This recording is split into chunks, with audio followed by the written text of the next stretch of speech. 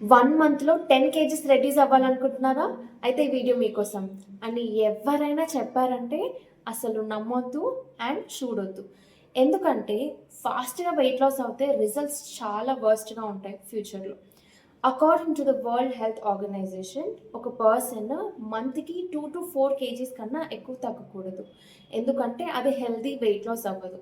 అంటే per week ఒక 500 grams to 1 kg weight loss మాత్రమే హెల్తీ అని కన్సిడర్ చేయాలి.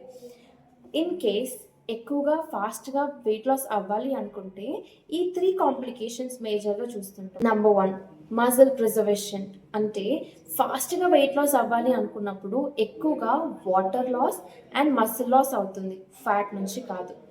Number 2 it affects our metabolic health. క్విక్‌గా వెయిట్ లాస్ అవ్వడం వల్ల మన మెటబాలిజం అనేది తగ్గిపోతుంది.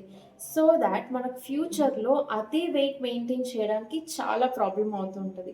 ఎక్కువగా కంప్లెయింట్స్ ఇవే వస్తుంటాయి. క్విక్‌గా వెయిట్ లాస్ అయ్యాను and double the weight increase అయ్యాను అని. ఎందుకంటే క్విక్ వెయిట్ లాస్ వల్ల మెటబాలిజం అనేది డౌన్ అవుతుంది.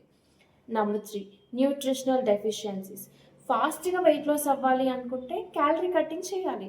అలా చేయడం వల్ల మన బాడీకి అందాల్సిన న్యూట్రిషన్ అందకపోవడం వల్ల మనకి న్యూట్రిషన్ డెఫిషియన్సీస్ అనేది వస్తుంటుంది అండ్ హంగర్ కూడా ఇంక్రీజ్ అవుతుంది. సో ఇలాంటి మిస్టేక్స్ చేయకండి. 2-4 కేజీస్ పర్ మంత్ స్టాండర్డ్‌గా వెళ్ళండి.